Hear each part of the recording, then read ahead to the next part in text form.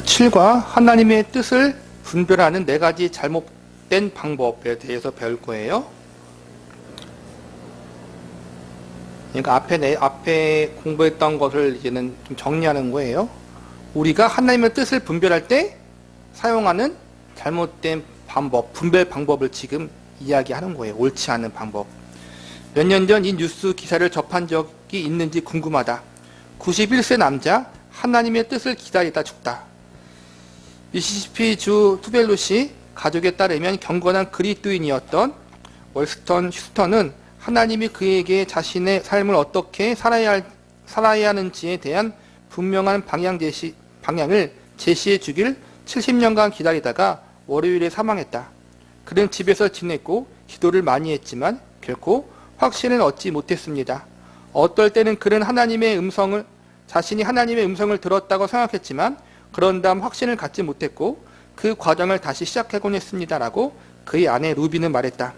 그의 아내에 의하면 휴스턴은 자신의 삶이 무엇을 위한 것인지 결코 깨닫지 못했지만 주님을 위해 자신이 무엇을 할 것인지에 대해 지속적으로 기도하는데 만족해 했다고 한다. 그는 행동을 막 취하려고 할 때마다 하나님을 실망시키거나 어떤 식으로라도 하나님을 거스르는 것을 원치 않았기 때문에 다시 물러서곤 했다고 루비는 말했다. 그는 항상 하나님의 뜻 안에 머무는 것에 매우 민감했습니다. 그것이 그에게 중요했습니다.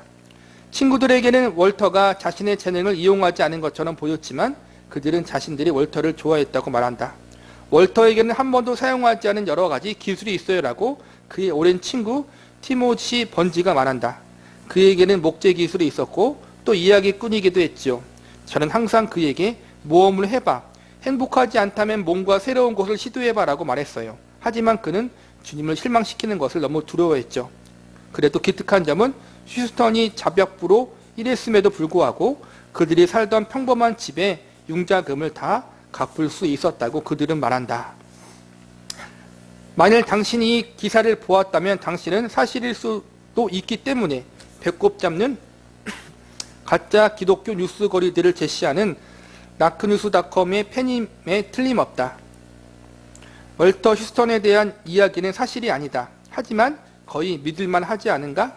우리 중 일부 현재의 속도대로라면 우리는 30세에 우리의 장래 직업을 탐구할 것이고 40세에 성령기에 들어가고 50세에 우리 자신의 존재를 찾으려고 노력하고 60세에 모든 것을 다시 질문하며 70세에 직업 전환을 고려하고 80세에 우리는 무엇을 위해 만들어졌는지 궁금해하며 90세에 여전히 하나님의 뜻을 발견하고자 기다릴 것이다.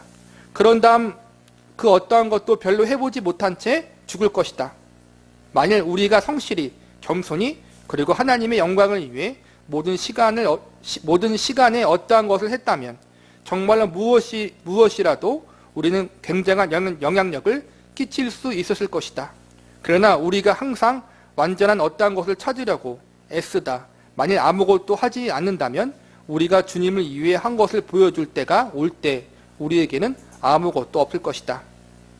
앞의 내용은 이 책의 저자가 그냥 예시를 들기 위해 꾸며 쓴 이야기예요. 한마디로 이 이야기의 중심이 뭐예요?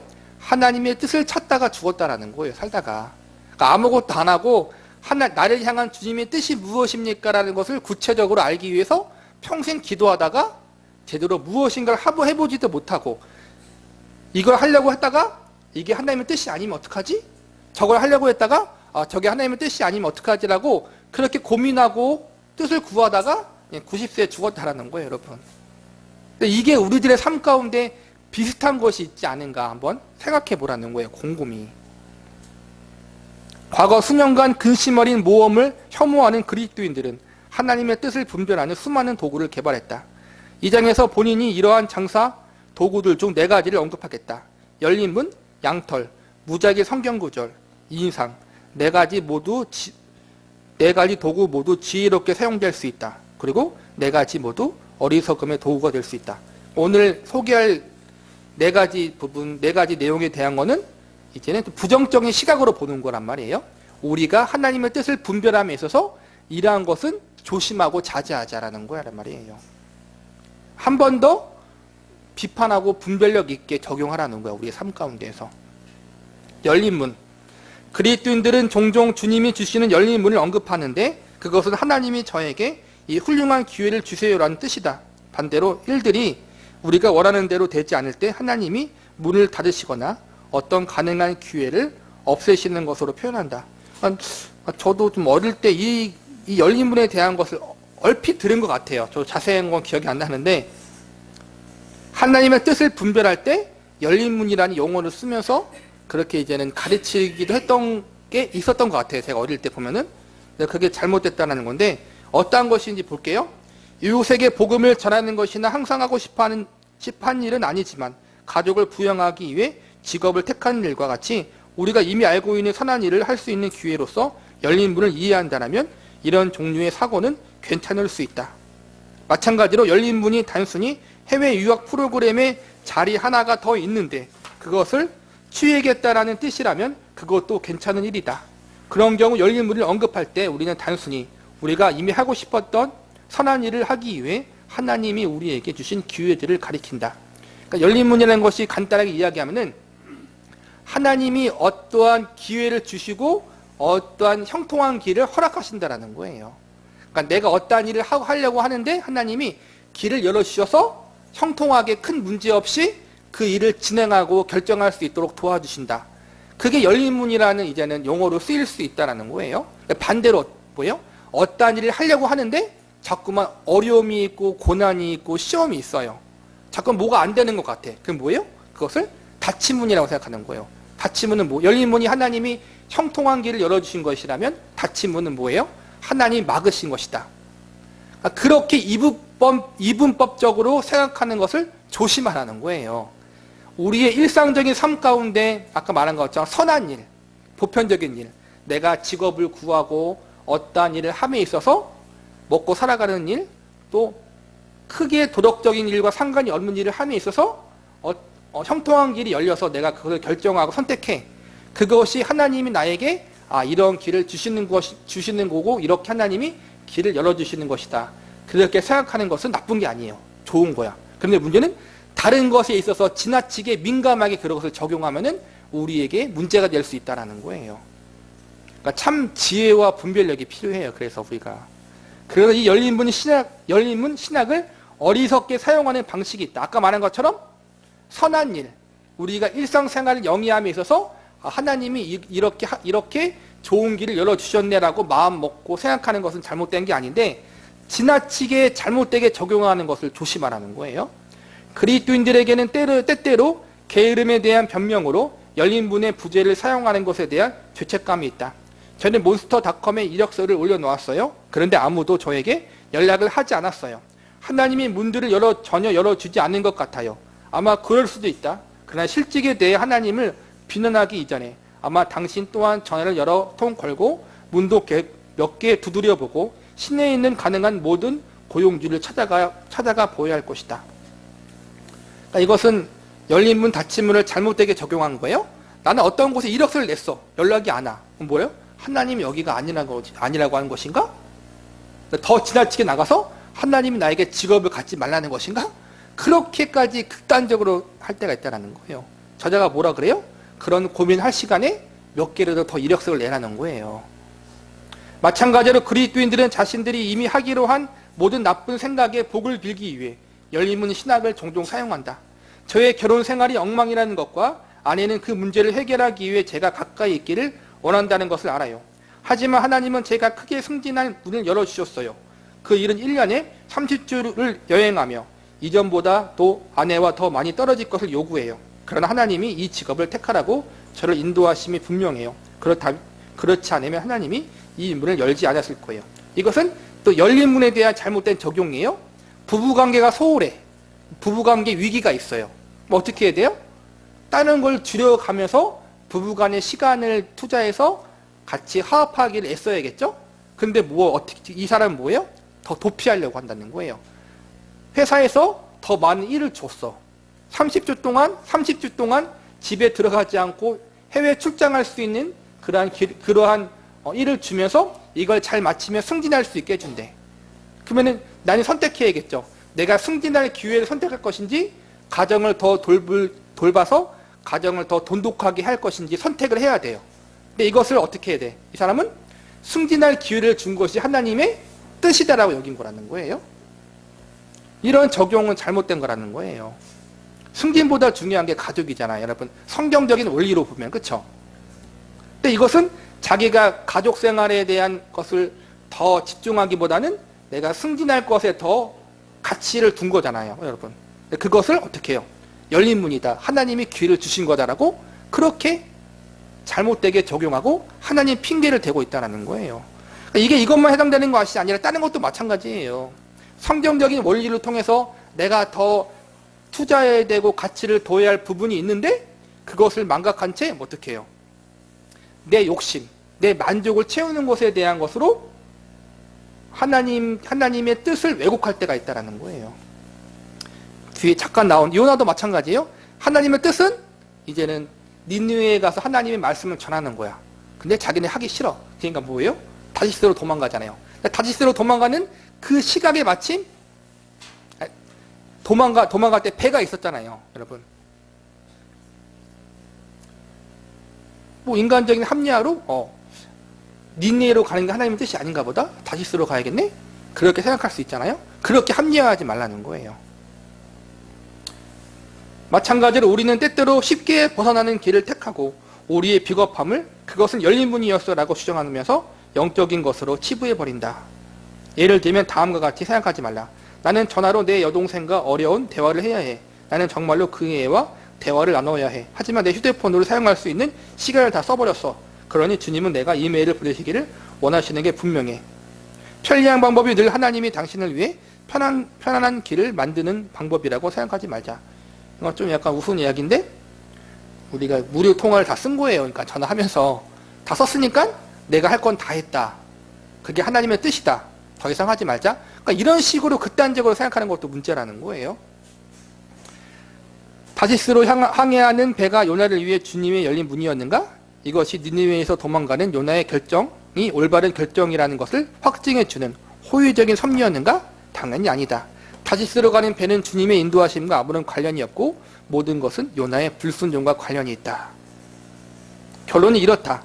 만일 하나님이 당신이 알고 있는 선하고 필요한 일을 하도록 문을 여시면 그 기회로 인해 감사하라. 내가 먹고 사는 일, 가족을 부양하는 일, 내 삶을 영위하는 일, 또 선한 일, 봉사하는 일, 뭐 그런 것에 대해 하나님이 좋은 기회를 주셨으면은 감사함으로 또 그것을 선택하라는 거예요. 그러나 반대로 새로운 상황이 상대적으로 쉽거나 어렵다고 하여 그것이 하나님이 당신에게 그 일 또는 다른 일을 하라고 말씀하는 것이라고 가정하지 말자. 근데 어떠한 일을 하는 데 있어서 뭔가 잘 안 돼. 아까 말한 것 직장을 구하는 일, 또 어떠한 일에 선한 일을 하는 일, 말씀의 기준에 비추어서 그것이 옳은 일일 수 있어. 뭐 직장과 사업장에서 내가 거짓말을 안 하려고 그래. 좀 투명하게 살려고 해. 핍박이 오잖아요, 여러분. 또 어떠한 직장을 구함에서 자꾸만 뭐가 안 돼. 그 안 되고 뭐가 방해가 되고 어려운 일이 되고 그런 것에 대해서 하나님이 이것을 하지 말라고 하는 것인가? 라고 민감하게 반응하지 말라는 거예요, 여러분. 죄와 관련이 되지 않은 일이라면 하나님 말씀의 기준에 비추어서 문제가 되지 않은 것이라면 하나님이 우리에게 일부러 방해하지 않는다라는 거예요. 당신의 삶을 향한 하나님의 뜻은 당신의 성화이며 하나님에게는 우리를 거룩하게 만들기 위해 편리함과 편안함보다 불평과 시련을 더 사용하시는 경향이 있다. 그러니까 형통한 길이 꼭 하나님의 뜻이 아니라는 거예요. 어려움이 있고 연단이 있고 방해물이 있고 장애물이 있는 것이 하나님의 뜻일 수도 있다는 거예요. 그러니까 너무 형통한 길과 형통하지 않은 길을 그 기준으로 통해서 이게 하나님의 뜻이고 이게 하나님의 뜻이 아니다. 그렇게 분별하는 것은 어리석은 일이라는 거예요. 기준이 뭐예요? 말씀이에요. 하나님의 말씀의 기준에 비추어 볼 때 우리가 도덕적인 일, 또 윤리적인 일, 또 사회적인 통념상 크게 문제가 되진 않은 일에 대해서는 우리가 민감하게 하나님의 뜻이 무엇입니까? 라고 물을 필요 없는 거예요. 특별히 선한 일이야. 말씀에 비추어 봐서 이것이 옳은 일이야. 그런데 어려움이 있고 고난이 있어. 그것에 대해서는 우리가 뭐예요? 이게 하나님의 뜻이 아닌가라고 생각할 필요가 없는 거예요. 하나님의 뜻이야. 그거는 내가 해야 할 일에 대해서는. 그러니까 상황에 따라서, 환경에 따라서 이게 하나님의 뜻이다 아니다, 이게 열린 문이다 닫힌 문이다라고 함부로 판단하는 것을 조심하라는 거예요. 하나님의 뜻을 분별하는 네 가지 잘못된 방법. 두 번째, 양털 시험입니다. 당혹스러운 공경에 처한 그리스도인들이라면 기도원에게서 영감을 받아 하나님 앞에 비유적인 양털을 펼쳐 놓으려고 하지 않겠는가? 어렸을 땐 나는 별로 중요하지 않은 결정을 내려야 했는데 그때 의심 없이 셔츠를 바닥에 펼쳐놓고 이슬이 내리도록 하나님께 부르짖으려고 했던 적이 있음을 기억한다. 그때 나는 주님께 셔츠를 적게 해달라고 해야 할지 아니면 계속 마른 상태로 있게 해달라고 해야 할지 결정할 수가 없었다. 나는 결정의 확증을 받기 원한다면 주님께 셔츠가 마른 상태로 있도록 부탁해야 한다는 것을 알았다. 그러나 그것은 그렇게 서스펜스가 넘쳐 보이지 않았다. 그래서 나는 아침에 셔츠가 적게 해달라고 부탁을 하는 것을 생각해 보았다. 그러나 나는 정말 하나님이 기적을 일으켜달라는 나의 부탁을 들어주는 것의 여부에 나의 결정의 기초를 둘 것인가 혼란스러워졌다. 결국 나는 양털 생각을 버리고 잠자리에 들었다. 앞에서 배운 열린 문이 형통한 길이 열린 것이고, 또 반대로 형통하지 않은 장애물들이 이제는 환경이 주어진 것에 따라서 이것이 열린 문이다 닫힌 문이다 판단하는 것. 환경에 따라서 내가 하나님의 뜻이다 아니다라는 걸 판단하는 것을 열린 문이라 볼 수 있다면, 양털 시험은 무엇이냐면은 징조를 구하는 거예요. 징조. 재밌죠? 여러분 다 그러보지 않았어요? 저도 많이 해봤어요. 이게 주님의 뜻이면 이러한 징조를 보여주세요. 막 그런 거 많이 하잖아요, 우리가. 재밌는 거는 또 그렇게 기도했는데 그렇게 징조가 보여지고 경험되어질 때가 있어요. 여러분 재밌죠? 뒤에서 배우겠지만 이것은 방법이 옳은 게 아니에요. 기도원이 양털 시험 가운데 했던 것이 방법이 옳은 것이 아니에요. 하나님이 뭐예요? 방법이 옳지 않고 분명히 믿음적이지 않고 옳지 않은 거지만 하나님이 은혜 가운데 긍휼함 가운데 합력하여 선을 이루신 것뿐이에요. 여러분, 내 방법이 옳았다고, 기도원 방법이 옳았다라고 여기시면 절대로 안 돼요. 이게 은혜예요. 여러분, 내가 옳지 않아, 내가 잘못됐어, 심지어는 믿음으로 보실 때 하나님이 합당하지 않아. 그런데도 불구하고 내 믿음이 연약하기 때문에, 아직 내 수준이 거기이기 때문에 하나님이 봐주실 때가 있어요. 그거지 그게 옳은 건 아니다. 이걸 여러분이 기억하셔야 돼요. 양털로 하나님을 시험함으로써 결정 내리는 것이 일반적으로 나쁜 생각이지만 때때로 그것은 합리적인 목표를 설정하는 것과 유사해 보일 수 있다.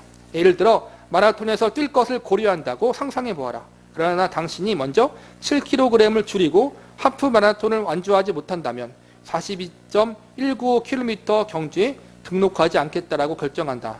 어떤 점에서 이것은 양털을 펼쳐 놓은 것과 비슷하게 들린다.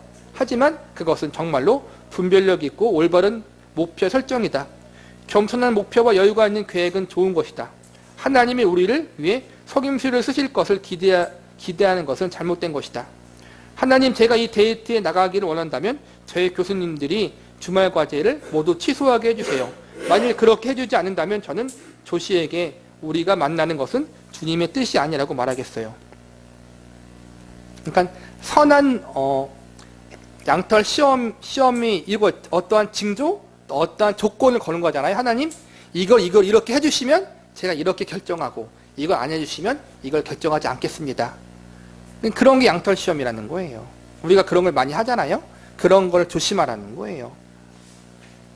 선한 계획과 우리의 지혜를 사용해서 선한 계획을 세우는 건 옳지만 그것이 너무 지나쳐서 아까 말한 것처럼 신비로운 징조, 또 어떠한 결과, 어떠한 조건이 이루어질 것을 하나님 앞에 조건부로 정해놓고 이렇게 하면 하겠습니다, 저렇게 되면 안 하겠습니다 라고 하지 말라는 거예요. 지금 기도원이 하나님에게 어떠한 특별한 이슬을 내려달라고 부탁했다는 것을 안다. 배웠잖아요. 사사기에 보면은 기도원이 이제는 전쟁을 함에 있어서 하나님이 기도원을 불렀는데 내가 정말 이게 하나님께 불림 받은 것인지 그게 이제는 확실치 않으니까 이제는 마른 땅에 양털을 놓고서 하나님 기도하잖아요. 제가 부르심 받은 게 맞다라면 이 양털이 적게 해주세요. 땅들은 마르게 해주세요. 근데 진짜 그 양털이 젖었어요. 근데 반대로 또 그렇다면 이번에는 두 번째 하나님께 물어보는 거예요. 제가 하나님께 부름받은 게 맞다라면은 이번에는 양털을 마르게 하시고 땅이 적게 해주세요. 그러니까 징조를 구한 거예요. 두 번 다 징조가 하나님께 이루어 주셨어요. 우리가 그것을 똑같이 적용하지 말라는 거예요. 그러나 기도원의 요구는 표준적인 예는 아니었다라고 생각할 만한 올바른 이유가 있다. 아까 말처럼 그러한 징조를 구하고 조건을 걸면서 하나님께 인도를 구하는 것은 표준적인 것이 아니에요, 여러분. 정상적인 것이 아니라는 거예요. 그 이유가 무엇이냐? 첫 번째, 기도원에게는 성경이 없었다. 아마 그에게는 하나님의 영감으로 된 자기 성경 한 페이지도 없을 것이다. 그 당시 성경이 완성되지 않았잖아요. 더 중요한 것은 사사기는 일반적으로 그 어떠한 것에 대한 좋은 예도 제공해 주지 않았다. 책의 주제가 사람이 각각 자기의 소견대로 옳은 대로 행하였더라. 이게 사사기의 주제잖아요. 내 마음대로 했다. 이것을 볼 때 우리는 그 책의 여러 장에 나오는 관행이나 태도를 따라하기 전에 다시 한번 생각해 보아야 할 것이다. 기도원의 요구는 아마도 신실하고 지혜로운 의사결정이기보다는 비겁함과 불신의 표시였을 것이다. 하나님이 기도원을 불러서 그를 택하여 쓰시기로 했어요. 근데 기도원은 불신했다는 거예요. 그래서 뭐예요? 조건부로 징조를 구한 거란 말이에요. 근데 하나님은 그걸 들어주셨어요. 기도원이 징조를 구하고 조건부를 한 게 옳은 게 아니에요. 근데 하나님 뭐예요? 100번 양보하셔서 하신 거란 말이에요. 그것을 보고 우리가 똑같이 따라하면 안 된다는 거예요. 우리는 그런 점을 조심해야 돼요. 우리가 신앙생활을 하면서 성경적으로 옳지 못한 부분들이 분명히 있었어요. 쉽게 이야기하면 금식기도를 하고 하나님께 떼쓰는 거야. 이거 안 들어주시면 죽겠습니다 하고 금식기도 해. 작정기도 해. 그 금식기도와 작정기도를 보면은 대부분 정말 하나님의 나라와 그 의를 위한 것이 아니라 내가 당장 급한 무언가의 응답을 받기 위해 하잖아요, 여러분. 옳은 게 아니에요. 그런데 하나님이 응답하실 때가 있어요. 이건 하나님의 자비고 은혜고 사랑이에요. 그게 옳은 게 아니에요, 여러분. 내가 1,000번째 작정기도를 했어. 작정을 했어요. 그래가지고 그 기도 제목이 이루어졌어. 그 1,000번째 작정했던 게 옳기 때문에 한 것이 아니라 하나님이 하나님의 은혜와 자비 가운데 하나님이 응답하신 거예요. 그런데 우리는 뭐예요? 그걸 생각하지 않고 과거에 내가 40일 금식 기도하고 1,000번째 작정 기도하고 특별 새벽 기도 작정 예배해서 응답받은 게 기억해서 또 다른 똑같은 문제가 있을 때 똑같이 하고 있어. 근데 두 번째에는 응답이 안 돼. 그럴 때 많잖아요, 여러분. 잘 생각하라는 거예요. 내가 그 방법이 그것이 옳기 때문에 하나님 응답하신 것이 아니라 내가 하나님의 자녀고 불쌍해서 응답하신 거예요, 여러분. 그걸 기억하시라는 거예요. 징조도 마찬가지고 조건도 마찬가지예요. 양털 시험. 하나님 앞에 어떤 조건을 걸고 어떠한 징조를 구해. 그래가 진짜로 응답 받았어. 그런 경험이 있어요. 저도 마찬가지고. 근데 내가 그렇게 한 방법이 옳기 때문에 하나님 응답하신 게 아니라는 거예요. 내가 하나님의 자녀이고 백성이고 아직까지 내가 건강하고 성숙한 신앙인이 아니기 때문에 하나님이 그렇게 봐주시는 것 뿐이란 말이에요. 여전히 그런데 10년, 20년 되고도 여전히 똑같은 방법으로 하나님을 섬기고 기도하고 있다면 그것은 문제가 있다는 거예요. 양털 시험, 하나님 앞에 징조를 구하고 조건을 구함으로 하나님의 인도하심을 받으려고 하는 것은 옳지 못하고 건강하지 못한 것이다라는 것을 여러분 기억하라는 거예요. 그리고 우리가 그렇게 함으로 응답받았던 것은 하나님의 자비였던 것뿐, 하나님의 불쌍히 여겨주셨던 것 뿐이지 그것이 옳은 방법은 아니었다. 그게 사사기의 전체적인 내용이에요. 삼손도 마찬가지잖아요. 삼손은 어떻게 했어요? 하나님 주신 사명을 감당하지 않았어요. 그런데 그런 삼손을 통해서 하나님이 블레셋을 이기게 하시잖아요. 그렇죠? 악을 성취하시는 거예요. 하나님은 합력하여 선을 이루시는 거예요. 그게 하나님이 능력이에요. 그게 우리의 소망이에요. 우리가 하나님 앞에 온전히 살지 못하잖아요. 대부분 내가 이게 하나님의 일이다라고 열심을 냈지만 뒤돌아보면은 결국에는 내 욕심이었어. 내 잘못된 열심이었어요. 교회를 세우려고 했던 것이 교회를 무너뜨린 일이었고 하나님의 나라를 위한 것이 결국에는 내 고집된 일, 잘못된 일이었다는 거예요. 그런데 하나님이 그것조차 합력하여 선을 이루신 것 뿐이에요. 우리는 그걸 잘 분별해야 돼요. 오늘은 여기까지 하겠습니다. 왜 우리는 하나님의 인도를 바르게 받아야 하는가? 우리가 7과 공부하고 있습니다. 세 번째 시간, 무작위 성경 구절. 7가가 이거예요. 하나님의 뜻을 분별하는 4가지 잘못된 방법. 우리가 앞서 시간에 2가지 배웠죠? 열린 문이라는 것, 또 양털 시험이라는 것. 이것이 잘못된 것이다. 옳지 못한 것이다. 건강하지 못한 하나님의 뜻 분별 방법이다 배웠어요. 세 번째는 무작위 성경 구절 뽑기예요. 볼게요. 슬프게도 어떤 그리스도인들은 하나님의 말씀을 한 장 한 장 읽고 매일매일 읽을 때보다 무작위로 택한 것을 더 신뢰한다. 성경은 단지 무작위로 구절을 펼친다고 해서 더 크게 무게를 가지는 것이 아니다.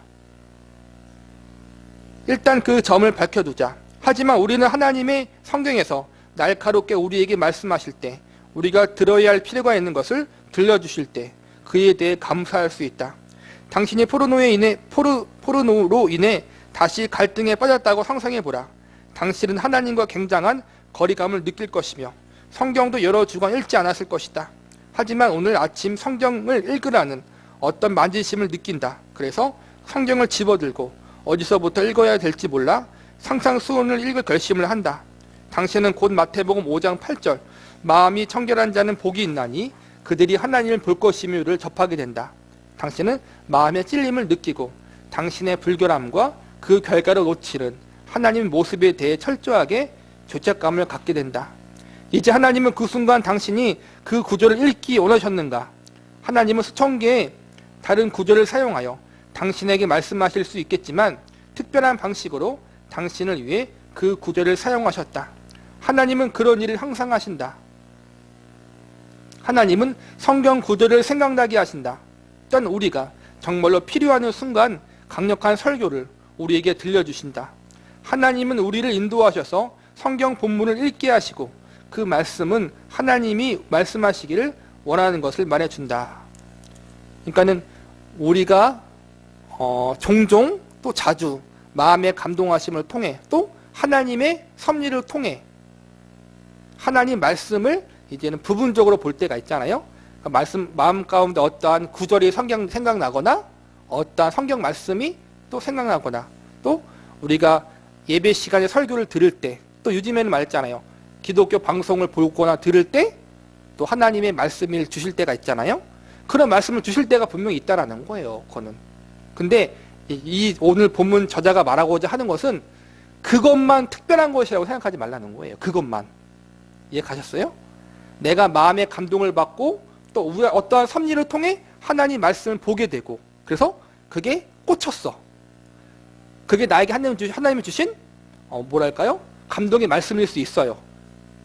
하나님은 그렇게 또 일하실 때도 있고 아까 말한 것처럼 죄악 가운데 빠졌다가 우연히 하나님 말씀을 펼쳤는데 그 말씀에 꽂혀가지고 회개하게 됐어. 하나님은 그렇게 일하실 때가 있어요. 분명히. 자주. 그런데 그것만 특별한 하나님의 말씀이라 여기지 말라는 거예요. 그것도 하나님의 특별한 말씀이고 역사일 수 있지만 동시에 기록된 성경 말씀 자체가 우리에게 하나님의 특별한 말씀이라는 거예요. 그러므로 우리를 올바른 구절로 인도하시는 하나님의 신비한 능력의 문제는 아니다. 문제는 무작위 구절을 다른 종류의 성경 읽기보다 더 거룩하게 대하는 데 있을 뿐만 아니라 구절들을 문맥에서 빼내어 그 구절이 의도하지 않은 것을 말하게 하는 데 있다. 또 우리가 이제 주의할 거라는 거예요. 성경 말씀을 볼 때, 또 마음의 감동을 받을 때 그 성경 구절에 대해서 앞뒤 문맥을 분명히 알라는 거예요, 여러분. 그러니까 우리가 성경 공부하는 이유가 뭐예요? 설교를 듣는 이유가 뭐예요? 성경을 바르게 이해하기 위해서잖아요, 여러분. 특정 성경 구절만 뽑아서 앞뒤 생각하지 않고 그 문자만 그대로 받아들이는 것은 잘못할 수 있다는 거예요. 성경을 신비하게 보는 사람들이 그렇게 할 때가 있어요. 성경에 나오는 숫자, 단어들 있잖아요. 그러니까 기도하고 하나님의 뜻을 찾는 거야. 성경 말씀을 통해서. 이거는 맞아. 근데 문자적으로 너무 해석한 나머지 기도하면서 성경에 어떠한 구절이 생각났는데 그 성경 구절에 12가 나왔어. 12지파 12. 또 성경에 보면 시각이 나올 때가 있잖아요. 어떠한 시각? 그게 마음의 감동으로 나타났어. 그것을 내가 어떠한 일을 해야 되는 거에 대한 징조로 여길 때가 있다는 거예요. 그렇게 하지 말라는 거예요, 여러분. 성경을 볼 때에는 그 단어 문자만 보는 것이 아니라, 예를 들어서 이런 것도 있었어요. 어떤 사람이 이제는 기도하면서 어느 비행기를 타야 되느냐를 기도했어. 어떤 지역을 가야 하는데 이 지역을 가야 될까요 말아야 될까요 묻는 거야. 기도하면서 했는데 성경에 어떠한 구절이 생각났어요. 근데 그 구절에 어떠한 숫자와 단어들이 있었어요. 근데 그 숫자와 단어들이 자기가 가려고 하는 교통수단과 동일한 거야. 그래서 하나님이 거기에 가라고 하는 것인가, 가라고 하시는 건가 보다 확신하고 갔대요. 그렇게 보면 안 된다라는 거예요, 여러분. 그렇게 성경을 볼 때는 반드시 문맥을 봐야 되는 거예요. 그 성경이 쓰여진 원래 의미가 무엇인지를 바르게 알아야 된다는 거예요.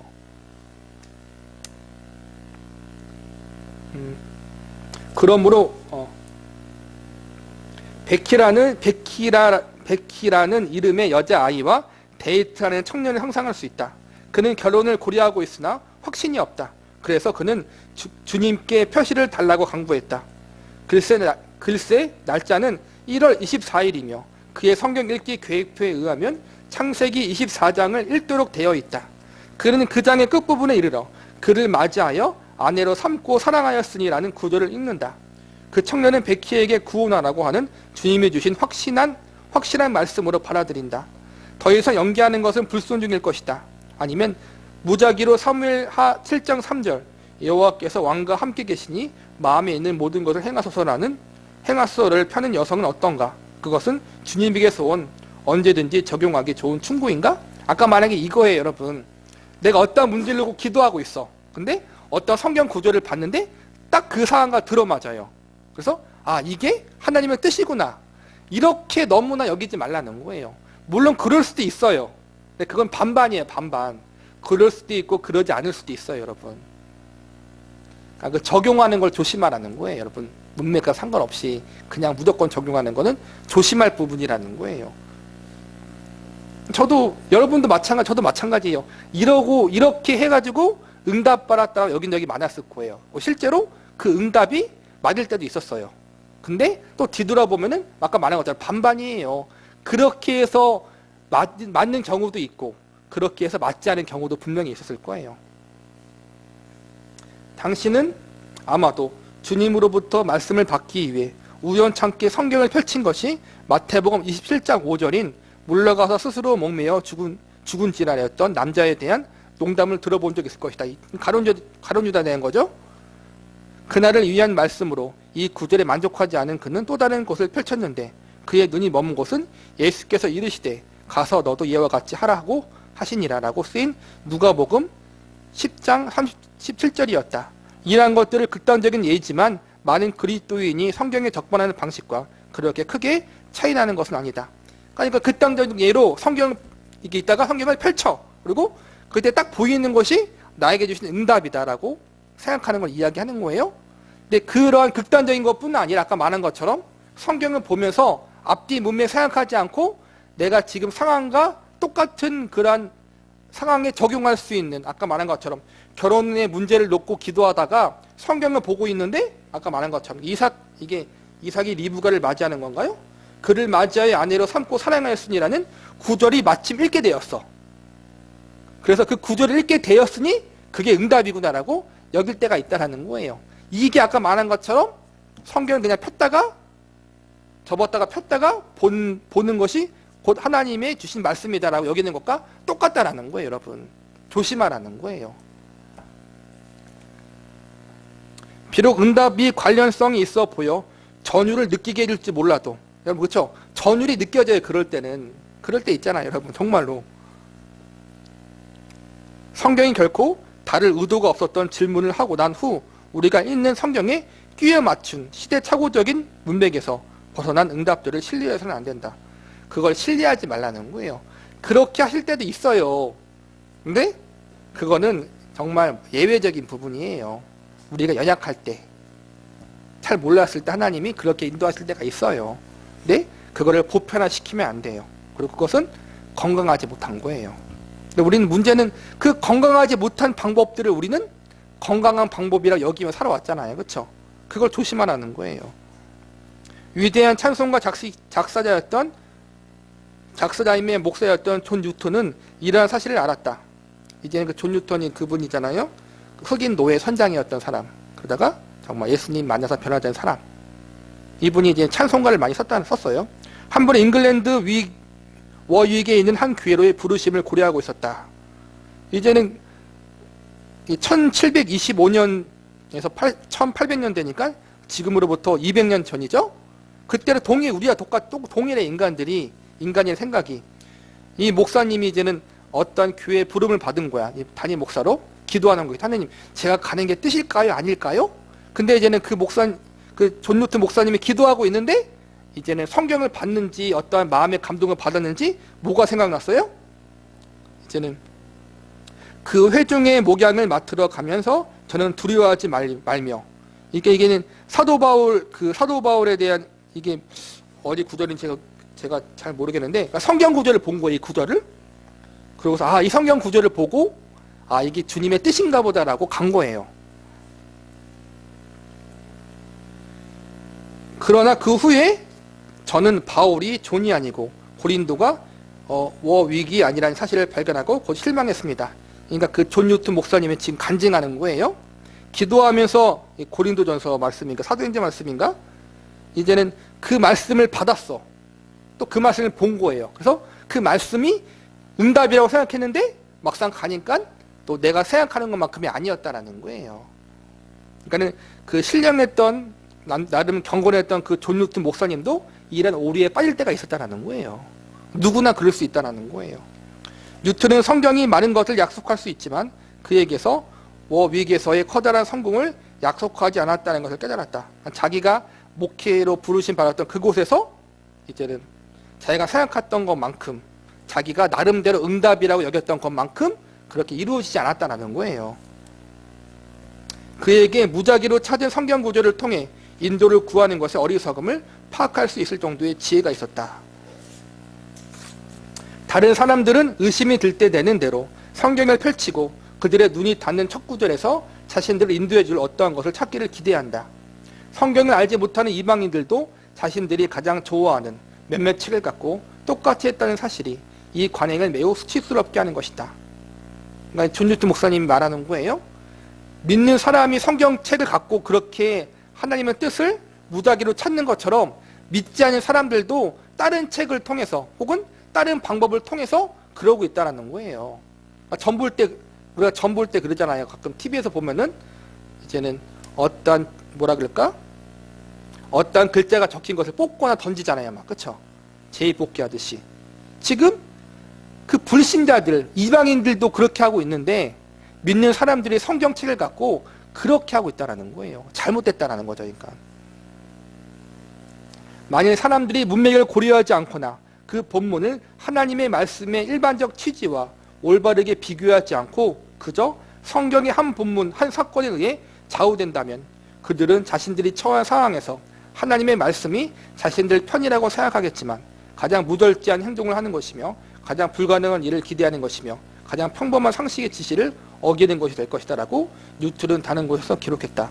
아까 말한 것처럼 이 본문이 지금 내 상황과 문자적인 상황에서 적용함에 있어서 앞뒤 문맥과 그 성경이 기록하던 본래 의미와 교훈이 무엇인지를 우리가 파악하고 적용해야 된다는 거예요. 무작정 하는 것이 아니라.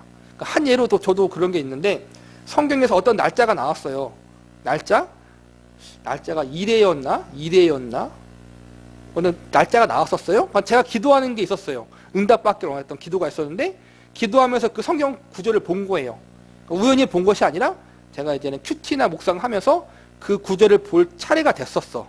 근데 마침 기도하는 것에 대한 기도하고 있던 것이 있었는데 숫자가 나왔으니까 하나님이 한 1회 후에 하나님이 그 기도에 응답하실 것인가? 그렇게 여겼었어요. 근데 1회가 지났는데 응답이 안 됐어요. 그렇게 적용해서 안 된다는 거예요, 여러분. 그걸 이야기하는 거예요. 성경은 반드시 그 성경에 기록된 의미, 왜 기록되었는가의 앞뒤 문맥을 반드시 보고 우리에게 적용하라는 거예요. 무작정 적용하는 것이 아니라. 그것은 그래야 된다는 거예요. 무작정 적용하는 것은 잘못된 것이다. 우리가 이것을 배운 거예요.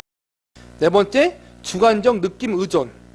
때로는 우리는 육감을 따른다. 그것은 우리가 우리의 느낌이나 직감의 기초에 결정을 내리는 것을 말한다. 우리는 무엇을 해야 될지에 대한 느낌을 갖고 그런 다음 그것을 행한다. 대개 이런 접근법은 잘못된 것이 아니다. 만일 우리의 주의를 끄는 이런 느낌이 목말라 보이는 낯선 사람에게 시원한 물 한 잔을 주는 것과 같이 이미 우리가 선한 것으로 알고 있는 것을 행하는 것이라면 그것은 매우 좋을 수 있다. 그러니까 우리의 대부분의 결정들이 생각을 하는 것이기도 하지만 또 이렇게 하면 좋을 것 같다라는 우리의 느낌, 그러니까 생각이죠. 그런 것을 이내 결정할 때가 있잖아요. 대부분. 그게 나쁜 건 아니라는 거예요. 근데 문제는 뭐냐면은 우리가 어떠한 것을 느끼했던 그 느낌, 감정을 너무 신비적이고 영적으로 해석하는 게 문제라는 거예요, 여러분. 더 중요한 것은 그 느낌과 우리의 마음의 감동을 곧 하나님의 뜻이라고 권위 있게 받아들이는 게 심각한 문제라는 거예요. 이 책은 애플비즈에서 에피타이저를 정하기 위해 엑셀 스프레드시트를 참고해야 하는 극단적으로 이성적인 의사결정자를 만들려고 고안된 것이 아니다. 그러니까 음식을 시켜 먹을 때 그 음식이 어떤 음식이며 무슨 재료가 들어갔으며 그걸 상세하게 알아본 후 시키진 않잖아요, 보통. 그러한 게 상세하게 알아보는 이성주의자가 옳다는 건 아니라는 거예요. 또 반대로 모든 사람의 개인적 주관이나 설명되지 않은 느낌의 기초에 행동하지 못하도록 만드는 것은 내가 바라는 것이 아니다. 그러니까 쉽게 정리하면 너무 이성적으로 또 반대로 너무 감성적으로 하는 게 좋은 건 아니지만 반대로 또 그게 나쁘다는 것도 아니에요. 그러니까 그냥 느낌이든 이성이든 균형 있게 그냥 우리가 균형 있게 적용해서 살면 된다는 거예요. 그게 중요한 건 아니라는 거예요. 어찌됐건 이 책의 제목은 당신이 실수를 하지 않고 있다고 확신할 때까지 아무것도 하지 말라가 아니라 뭐라도 해라다. 따라서 느낌의 문제는 그것이 개인적이기 때문이 아니다. 문제는 그 느낌이 주님에게서 왔다고 가정하는 데 있다. 그러니까 앞에 부분이 좀 어려웠는데 아까 이게 이제 중심 주제예요.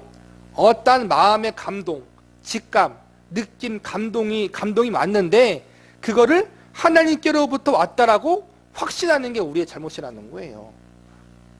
이해 가셨죠? 근데 우리가 다 그러고 있잖아요. 이 문제에 대한 나의 심오한 지혜를 소개하면 다음과 같다. 느낌은 느낌이다. 맞아요, 여러분. 느낌은 느낌이에요. 그걸 자꾸만 영적으로 연결시키지 말아요, 여러분. 그것은 어떠한 특별한 범죄에 속하지 않는다. 아까 말한 것처럼 어떠한 성경 구절에 대한 마음의 감동이 있었어요. 그 감동이 아주 특별한 것이다라고 여기지 말랐잖아요, 여러분. 왜냐면은 기록된 이 성경 말씀, 66권의 성경 말씀이 다 특별해요. 그 중에서 유별나게 내가 마음 가운데 갑자기 감동받은 것, 혹은 갑자기 봤던 것, 그걸 따로 더 특별하게 여기지 말라는 것처럼 똑같아요. 비슷한 선상에 있는 거예요. 내가 기도하고 또 말씀을 볼 때 느꼈던 그 감동, 그 감격, 느낌을 무조건적으로 하나님이 나에게 주셨구나라고 여기지 마세요. 이것도 똑같아요. 반반이에요, 반반. 그럴 수도 있고 안 그럴 수도 있어요. 느낌, 육감, 개인적인 감정을 주님에게서 온 분명한 말씀과 혼동하지 말라. 만일 생각이나 충동이 머릿속에 떠오르면 그 일이 심지어 성경을 읽고 있을 때 생겨나더라도 그것이 하늘에서 들려오는 소리라고 가정하지 말라. 이런 실수를 우리가 많이 하죠. 저 신학교에 다닐 때 그런 거 많았어요. 어떤 좀 이게 기도를 많이 하시는 분들이 이제는 하나님이 이렇게 너에게 말씀하시래. 이런 감동을 주셨어. 그럴 때가 많아요. 그럴 때가 많지는 않, 종종 있었어요. 그리고 또 우리가 교회 다니면서 오히려 교회 다니면서 그런 경험이 많죠. 어떤 권사님이, 어떤 집사님이, 어떤 또 이제는 형제 자매들이 이런 마음의 감동을 주셨어. 그래서 너에게 말하려고 한 거야. 조심하라는 거야. 조심하라는 거예요. 그게 하나님께로부터 왔는지 어떻게 증명할 수 있어요? 어떻게 확신할 수 있어요? 기일 수도 있고 아닐 수도 있는데. 이 부분을 조심하라는 거예요. 이게 뭐예요? 하나님의 뜻을 분별하는 잘못된 방법이라는 거예요. 진짜 우리가 이걸 많이 실수했죠, 여러분. 우리에게는 항상 직감과 육감이 있다. 인간이 영적인 존재예요, 여러분. 참 이게 믿지 않는 사람들도 이런 게 있어요. 신기하게 어떤 느낌이 들었는데 그게 맞을 때가 있어요, 여러분. 인간이 영적인 존재라 그래요. 그게 하나님께로부터 주어진 특별한 무언가 아니라도 인간 자체가 그런 게 있다라는 거예요. 근데 그걸 자꾸만은 성령님께로부터 왔다. 그렇게 여기지 말라는 거예요. 대부분의 경우 그것은 아마 중요하지 않다. 대부분 중요하지 않다라는 거예요. 자신의 직감에 귀를 기울이든지 않든지 간에 의사결정을 할 때 그것을 엄청나게 특별한 유인으로 삼지 말고 마음을 정하기 전에 그 평화롭고 편안한 느낌이 당신에게 필요하다고 생각하지 말라. 그러니까 너무 내가 어떠한 일을 함에 있어서 그 직감과 마음의 감동을 특별하게 생각하지 말라는 거예요. 특별하게. 마음의 감동이 올 수 있고 어떤 느낌이 올 수 있어요. 또 그걸 통해서 내가 또 선택할 수도 있어. 그런데 그 문제는 뭐냐면은 그렇게 감동한 것이 하나님의 뜻이었기 때문에 내가 이렇게 결정한다. 그렇게 하지 말라는 거예요. 왜 그렇게 하지 말라는 거냐면은 그냥 내가 그러고 싶어서 그러고 싶으면 된 건데 그걸 하나님의 뜻이고 하나님께 주신 감동이라고 여겨서 한 것이라면은 그 행동에 대해서 내가 실수가 있고 잘못이 있고 뭐가 안 될 때 하나님 이렇게 해서 하라고 했는데 이게 안 됐네요 라고 책임 전가를 할 수 있다는 거예요. 또한 같은 연장선상에서 우리는 단지 기도했다고 해서 우리의 결정을 절대화하지 않도록 주의해야 한다. 이것도 많이 실수하죠. 우리가 만약 기도해서 결정한 것이었어. 기도해서 결정한 것이라고 해도 그 실수가 올바르지 않은 것일 수도 있어요. 그리고 최선의 것이 아닐 수도 있는 것이고, 교회위원회와 교단위원회는 그 문제는 기도로 점철되었기 때문에 그들의 결정에 손대지 못하게 하는 잘못을 종종 범한다. 기도가 커다란 변화를 가져오는 것은 확실하다. 만일 열정적인 기도의 시간이 있었다면 나는 다른 사람들의 말에 좀 더 귀를 기울이거나 좀 더 말하는 경향이 있다. 그러나 기도 후에도 주님의 인도하심에 대한 느낌은 여전히 느낌일 뿐이다. 더 기도했다고 해서 하나님이 더 많이 인도해 주시는 것 같은 느낌이 들 때도 있어요. 그게 맞을 수도 있고 틀릴 수도 있는데 아까 말한 반반이에요, 반반. 그런 거에 대해서 너무 신비적인 영적인 의미와 신비적인 의미를 부여하지 말라는 거예요. 우리는 기도 후에 우리의 느낌에 기초해서 계획의 옳고 그름을 완전하게 판단할 수 없다. 심지어 기도 후에 우리가 정말로 회피하지 말아야 하는 힘든 과업에 대해 여전히 불안한 느낌을 가질 수 있다. 또한 반대로 우리는 어떠한 것을 너무 원해서 주님이 우리의 소원대로 기도를 응답하신다라고 상상하며 자신을 속일 수 있다. 이거 많이 하죠?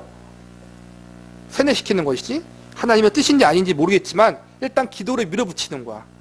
작정 기도할 때 많이 그러죠, 여러분. 금식 기도할 때. 이런 부분을 조심하라는 거예요. 그래서 나는 단지 우리가 기도했다는 이유만으로 교회위원회의 계획에 하나님의 절대적으로 확실한 승인이라는 도장을 찍지 않는다.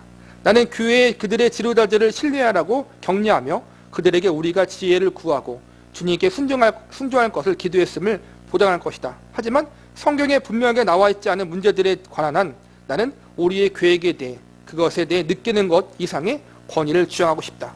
결론은 권위의 문제예요. 우리의 권위는 성경 말씀에 있어요. 내 느낌에 있는 게 아니라는 거예요.